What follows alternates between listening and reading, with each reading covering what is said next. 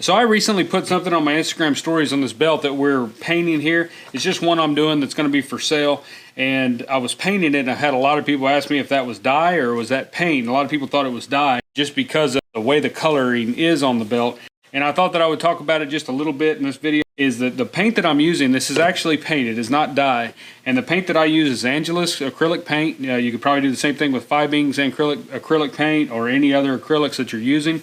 But I water them down or thin them down a lot with water, and that allows that paint to strike into the leather more like a dye, and it gives it more of a subtle look, and I think more of a natural coloring versus globs of paint or layers of thick paint on top of the leather, which is eventually going to wear off. All paint is going to wear off a leather over time, more than likely, just because it's really not supposed to be on leather. Paint's really not supposed to be there. Dyes are really what you're supposed to use. But when it comes to the Angelus, especially when you thin it down, it strikes in a lot better and it holds a lot better. So I'm going to show you real quick just a little bit of painting on this belt and show you what we're gonna do and kind of how I thin my paints down. We're just using water, so just Angelus paint and water is all we're going to use. But let me show you a little trick with that. Alright, so as you can see, we've already painted the vine work here on this entire belt. We've painted it green. I used the Angelus light green. It's a pretty good color. I like it. I like it a little bit better on the leather than the darker green, but just the standard green that they have is fine too. But you're just going to thin that down. So what I'm going to do is just take one of these little cups, little Jello shot cups, and then we're going to go ahead and put a little bit of paint. We don't need much. Just a little bit, so you can see what I've got in there. I've just got a touch. The cool thing with doing this is it will save you on the amount of paint that you use, so that's a good thing. And what we're going to do is add some water in there. And what I'm going for, you can see how much water I added to that. So we'll go ahead and mix this up and just see what the consistency looks like.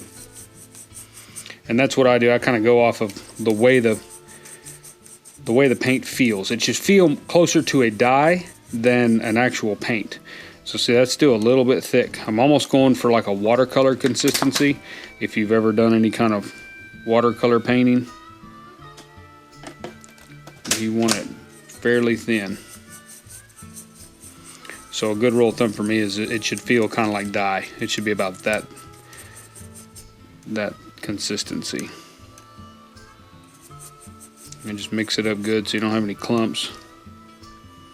And these paints, if you've got some colors that you don't use a lot of and they sit in the bottles and they kind of start to dry out and it's hard to get paint out of, pour you a little bit of water down in the bottle and then put the lid back on and just shake it, and it will it'll kind of rejuvenate it and it'll be fine. So I'm going to paint these leaves on this belt this orange color, and so we'll get some of this. Like I said, when I get it on my brush, you can load your brush just like you would with dye, and it's going to be fairly thin. And then as we put that on, you'll see that it almost looks like you're not getting any color, and you're seeing a lot of the brown from the leather or the tan, you know.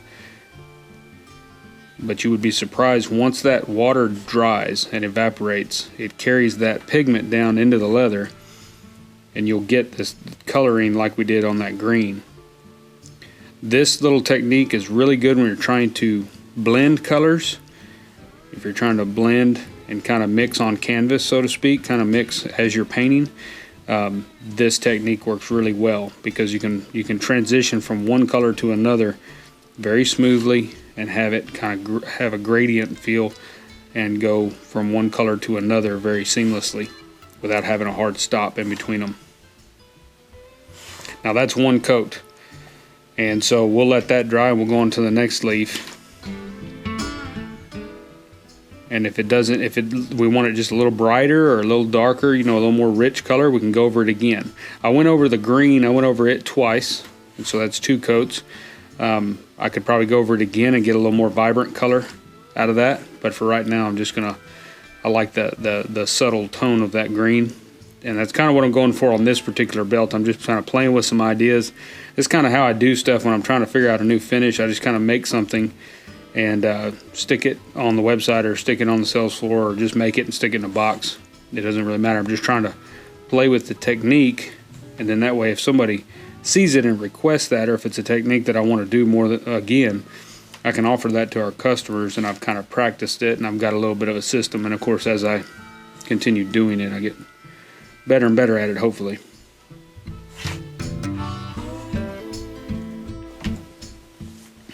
So we'll come down here to this pair of leaves here and do those as well.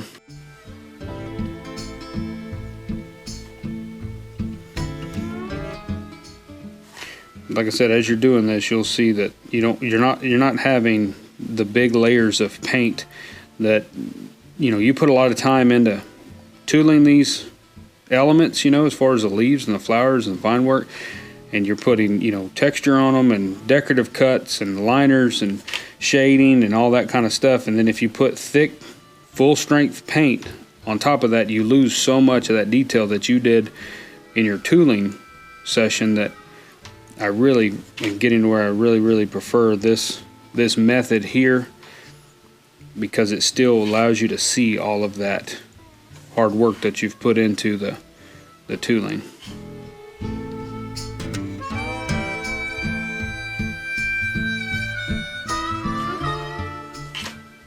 And it goes really fast. Even like I said, some colors you've got to go over a lot. If you're trying to get a really bright, clean white, you've got to go over it 3 or 4 times to get the opacity that you're looking for in the white. And some other colors are similar, but when it comes down to it, I think it goes on so much easier and quicker. And if you get off a little bit, usually you won't see it because it's so thin that it's just a hint. It's not like a big droplet of paint somewhere you don't want it. And so that tends to work really well. And so even the multiple coats that you've got to do on some colors, or on some, depending on the color you're going for, I still find it's faster. So that's those two, and they're kind of still wet. So we'll come over here now to these, and we'll go ahead and give them a second coat just to see what the color change looks like. They don't need to dry completely, but the longer you let them dry, the more you'll get of what the actual color is going to look like, because they do change. This green didn't look quite that bright when I left out of here on Friday after painting it, and it's Sunday now, and now that it's completely dry, that green looks much more vibrant than it did on Friday. So I'm going to go do 2 coats on these leaves, and then I'll let that sit till tomorrow and see what it kind of looks like. But you can see, even though I've got quite a bit of liquid paint, thin paint on top of there, you can still see the shading, the decorative cuts, all my impressions, all the tool impressions. So it's still very alive as far as the tooling goes. We haven't lost a lot of that detail. I know in our older video where we show how to paint on leather, I was using that paint full strength, and that was probably 4 or 5 years ago, 3 or 4 years ago, something like that. And since then I've learned how to Aaron at Makers actually mentioned it to me about thinning the paints down, and I'd heard of that before, but we just never took the time to really try it, and it seemed like it was too time consuming, and we weren't getting the color we wanted, but I wasn't aware of the multiple layers that you have to do. And now that I've been kind of practicing art painting in general, oil painting, I've learned about layering and that kind of thing, and so it kind of opened up a whole new little realm here as far as paint. But now I'm going to paint these flowers, and I think I'm going to do them in a bright purple color. Well, not a purple, but a Angelus calls it a lilac.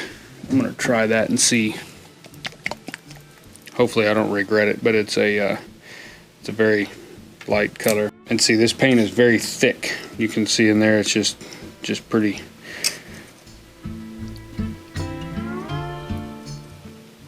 thick. And so what I'm going to do is just grab some out with a brush. We're going to mix it up anyway, and then we'll add some water here.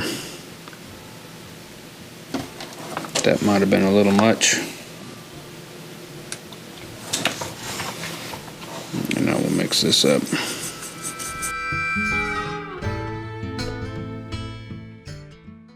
You'd be surprised how little paint you need in order to get the color on this. So now we'll take some of this. We'll just start adding. Now this color here, you can really tell that it almost looks like it's not doing anything. It almost looks like you're just putting water on there. I don't know what it looks like in the camera, but right now, to me, it looks like you haven't. I mean, it just looks kind of cloudy is what it looks like. It doesn't really look like it's doing much. But we're going to put that one coat on there, get it as even as possible. Then we'll move down to another flower and let that one dry and do it again. Acrylics dry really fast, and so here we've got a lot of water mixed in with it. Once the water evaporates, all it leaves is the pigment, and so that's what causes it to work better when it's thin like that, because you're allowing that pigment to go onto the grain of the leather thin, and it's not, you know, globs of pigment just spread around on the top here. And I think it holds up a lot better. I just feel like it wouldn't rub off during use, you know, especially on a belt, because they take such abuse when they're being worn. Come back here to our very first one. She still got like quite a bit of leather showing through. So I'm gonna add just one more coat. I think we're gonna call it good at 3, because then I'm gonna add some more color to the center as well.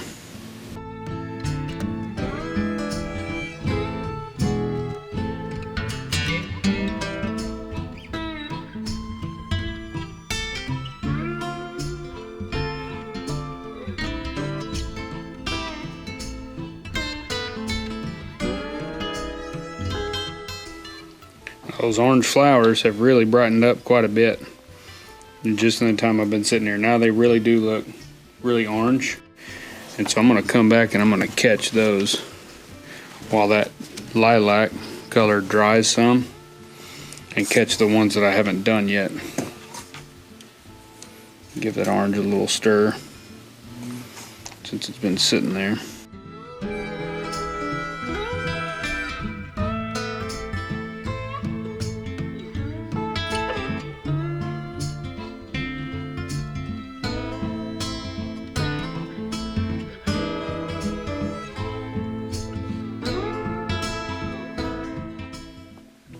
Alright, so I'm happy with that. I'm happy with the purple. You still see some of the leather through them, but I think that's going to give it a nice look once it's antiqued and oiled and all that stuff. I'm going to come over here. We're going to put some white. We can get us just a little bit of white paint. I don't need a lot, because all we're going to do is accent the center of these flowers. So I'm going to mix up just a little bit, and I've only got just a dollop of white. Put about that much water in there, and that's pretty good right there. So we'll get that. I'll come right in here in the center, and I'm gonna just kind of rake that out from the center. All I'm trying to do is accent the middle of this flower and kind of blend in with some of that purple. And you've seen me do this in that other video, the older video on painting, with much thicker paint. But I'm just trying to replicate that with these thinner ones. Haven't done it this thin very much, so I'm just trying to experiment. You're just kind of seeing a real in-the-moment experiment here on how I'm just trying to see what happens. I don't know what's going to happen. Well, it's kind of an advantage too to this thinner paint, because it will kind of run a little bit on you, which sometimes is frustrating, but a lot of times it gives you some cool effects that you really have a hard time getting with just brush strokes.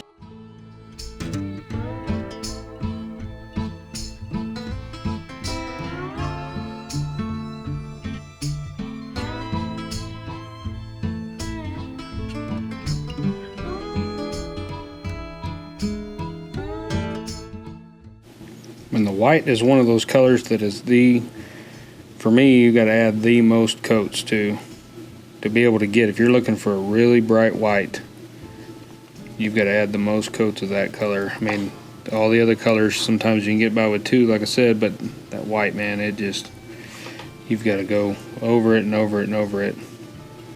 And so I'm going to continue to sit here and fiddle with this and add coats till I get that, because I may even go over that lilac again around the outside of the flower and blend those two together in the middle, because I really would like the center of this flower to really pop. and then have the bulk of the flower just be more subtle.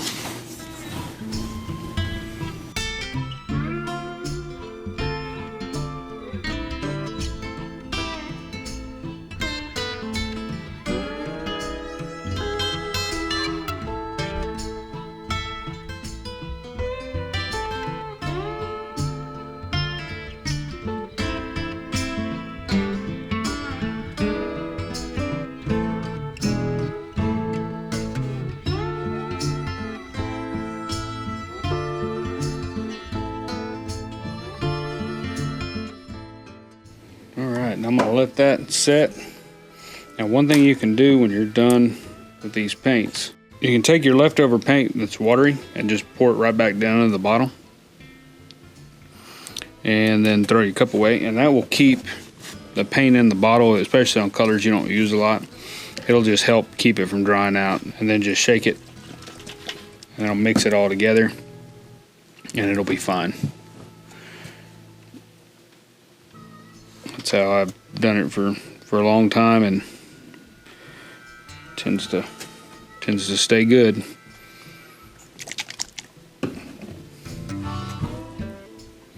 And that way you're not wasting paint.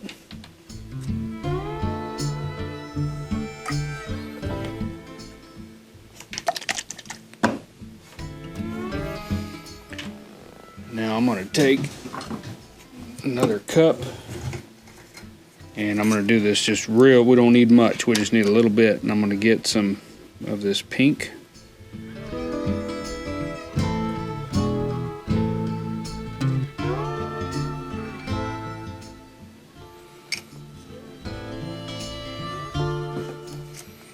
And I'm going to put a little pink in the middle of these.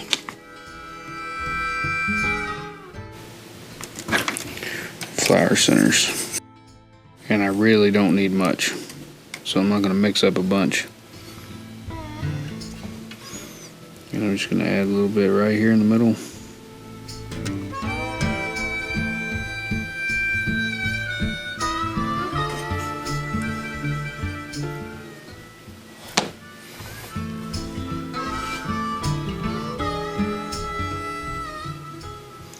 And on these flower centers, you can mix that up just a little bit heavier, just so that it doesn't run off that flower center like it did right there.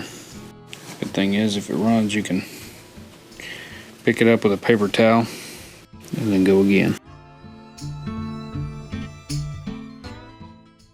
Alright guys, so that's our painting video. I just wanted to show you real quick just how to use these paints in a little bit different way and thinning them down. If you've been using this paint full strength, you may have had some issues with the paint rubbing off really quickly, or maybe having a hard time blending colors or getting it to look the way you want. And I think if you'll thin it down with water, get it to where it's more of that dye consistency or watercolor consistency, you'll see that paint absorb into the leather a little better. It tends to rub off a lot less, and it tends to give it a more natural look, a more subtle color that looks more like a dye. And I think it's a prettier finish. There are times when you want that opacity and that brightness of that full-fledged paint where you're using the paint full strength, so definitely use it for those applications if that's what you're going for. But this is just another way of using it. This is the belt after it was finished, and now that we've got it done, I just wanted to kind of show you what it looked like being antiqued and how the color held up and stuff. We did lose a little bit of the lilac on the flowers, but I think it has a really neat look, so I left it. Usually I would go back and touch that up again, maybe not with as thin a paint, but with thin paint. I would come in after antiquing and my final coat of tan coat, and I would touch all those spots up where it was missing. But I really like the way it looks, so I'm going to leave it like that. This is just a stock belt I did for this video, and just to have something to put on the sales floor and to kind of experiment a little bit. But give that a try. If you have any questions, let us know. Otherwise, be sure and subscribe to the channel, and we'll see you in the next video.